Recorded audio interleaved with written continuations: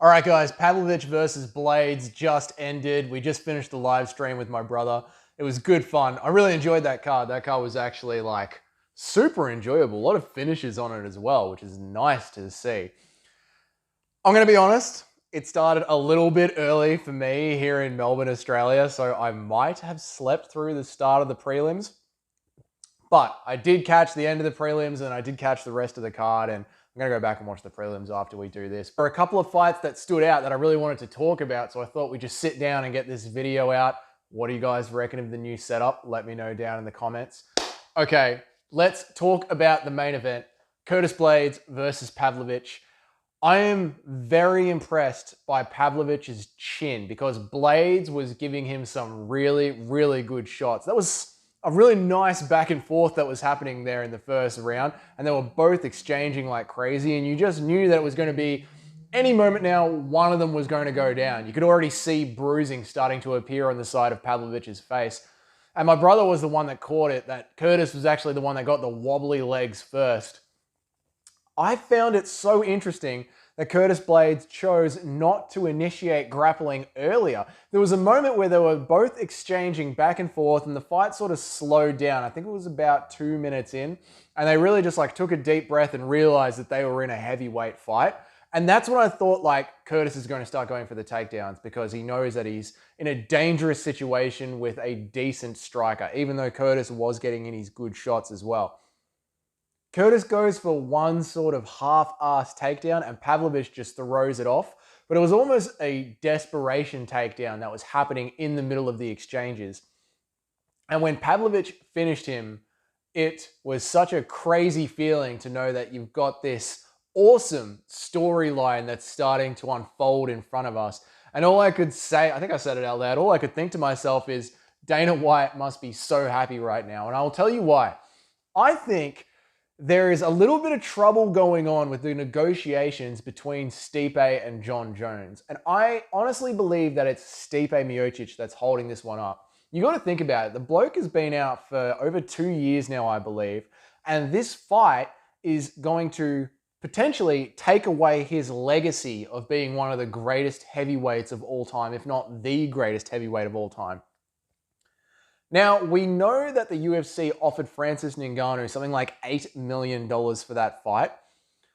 So, to fight against Jon Jones. So, we have to assume that Stipe Miocic is thinking to himself and negotiating with the UFC, well, you thought Jones versus Francis Ngannou was worth $8 million. You want me to put my legacy on the line here, everything that I've worked for. I want at least $5 million, $6 million, who knows how much. And the UFC are like, bro, you're not that big of a name anymore. Like, you're great because Jon Jones is your dance partner in this upcoming fight, and you're great because of the things that you've done, but we're not forking a $5 million bill for you to come one more fight and potentially lose. And even if you do win, you are a incredibly inactive, aging fighter.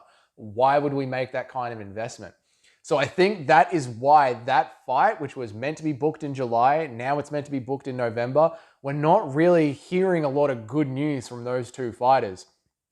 Now, I'll tell you why Dana White might be loving the fact that Pavlovich just knocked out Curtis Blaydes. Excuse me. It will be because the Jon Jones greatest of all time fighter versus the Russian wrecking ball is a true to life Rocky story in this climate of everything that's going on right now politically and with the world affairs. That fight sells itself. Then when you throw in the highlight reels of Pavlovich, when you talk about Pavlovich's loss was to a wrestler, we didn't really see any wrestling defense from Pavlovich during this fight. All the wrestling defense came from one takedown, which was sort of half shot. So there's still going to be questions about whether or not Jon Jones is wrestling and his great range control and his amazing kickboxing is going to be enough to beat this world record of Pavlovich. That fight sells itself almost so much that I don't really care if Stipe wants to fight or not. I could give less of a shit if he doesn't sign that contract. So considering that all we saw was some light bruising from Pavlovich on his face, I think we need to get back in the war room on Tuesday. We, like I sit in the war room with Dana White. I think the boys need to get back in the war room on Tuesday and start making some deals and really put it on Stipe. Be like, dude, this fight is happening in November, December, and you're either going to be part of it or you're not. It's that simple. That was an amazing, amazing main event. Now, let's just work our way down the card a bit. So let's go all the way to the main fight of the prelims, which is where I started watching. Christos versus Ricky. I hope I'm pronouncing that right. I'm probably not. Look, it was a fun fight. The thing that I wanted to talk about the most was the stoppage. Now, I can understand why the ref had to jump on him and stop that fight when he did, but Ricky was scrambling. You know, at least he looked like he was going for that single leg. He was protesting the stoppage. I would be protesting the stoppage as well. I understand why the ref had to stop it, but just an extra 5 seconds of permanent brain damage. What is that really as a risk to see if you can scramble your way back into the fight? All he needed was 5 more seconds just to see if he could scramble himself back into it. I think it would have been worth the damage. It's not me taking the damage, it's me watching the sport. So I really would have liked to have seen that happen. And the first fight on the main card is exactly the reason why I would have liked to have seen that happen. Wells versus Semmelsberger. Now, Wells was getting knocked down twice or 3 times in the first 2 rounds. But when he got knocked down, he scrambled and started grappling, and then he worked his way into top position and started laying some really serious and savage ground and pound, just tenderizing the meat.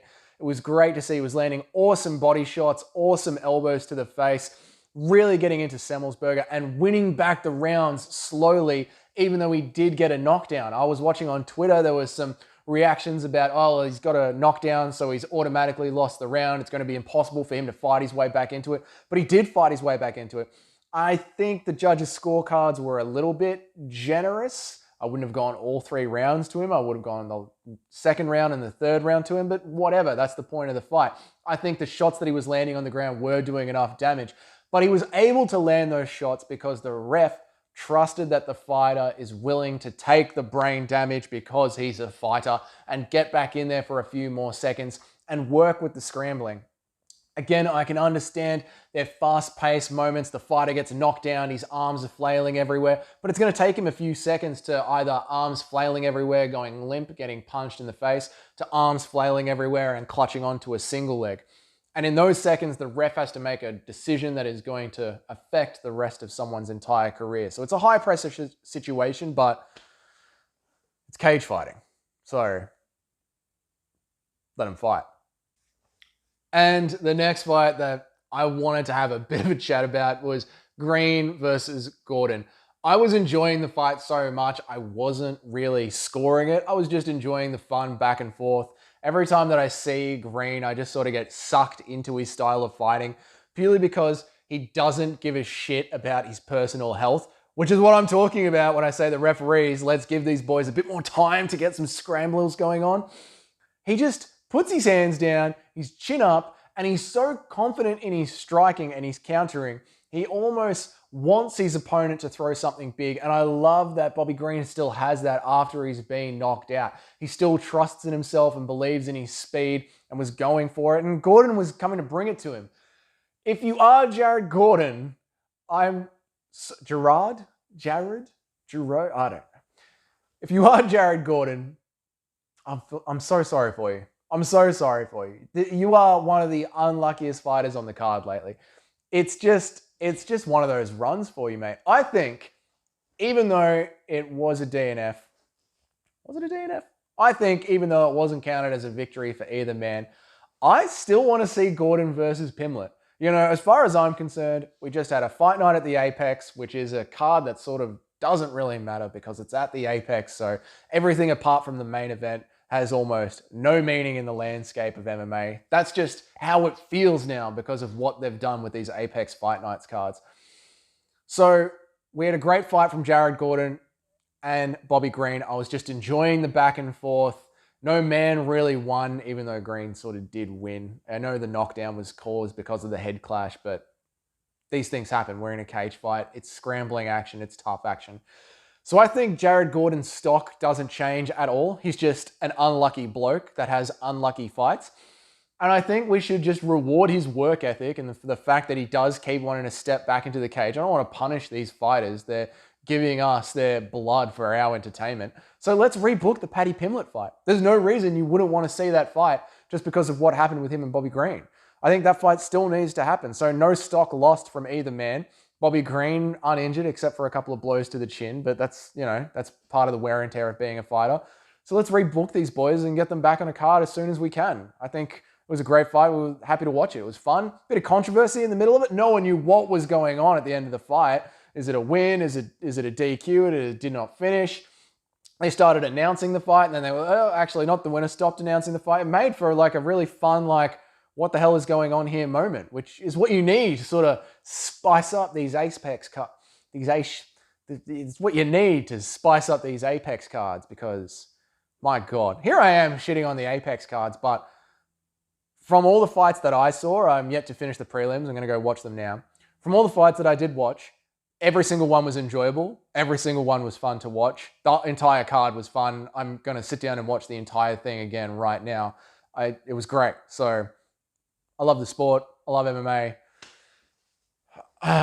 The Apex cops so much crap, but I mean, we had a fun fight night. We got a real contender for heavyweight. We got a solution to the Stipe problem. So let me know what you guys think down in the comments. Do you think the Christos-Ricky fight should have been allowed to go on just a little bit more? And do you think that Jared Gordon, Bobby Green, does that deserve to be a do not finish? Like, does Bobby Green deserve the win because he did land the ground and pound strikes at the end that led to the end of the fight? Or do you have to rewind all the way back to the head clash? Like, how do you think that sort of ended up? And now that you've seen Pavlovich have that awesome fight with Curtis Blaydes, and it's been so long since you've seen Stipe fight, do you give a shit whether or not Jones fights Stipe? Or would you rather see him fight Pavlovich and know that that risk factor is going to be there and watch to see how Jones handles the distance management? I personally would rather see Jones versus Pavlovich at this point. And I love Stipe, was a great fighter, but holding up these big fights with these pointless negotiations I understand from your point, you are risking your legacy. I get it, but from a fan, shut up and sign the contract. You know what I mean? Like, I want to see the fights, mate. That's how I think. Anyway, let me know what you guys think of this new setup as well. I will speak to you all very soon and see you in the next one.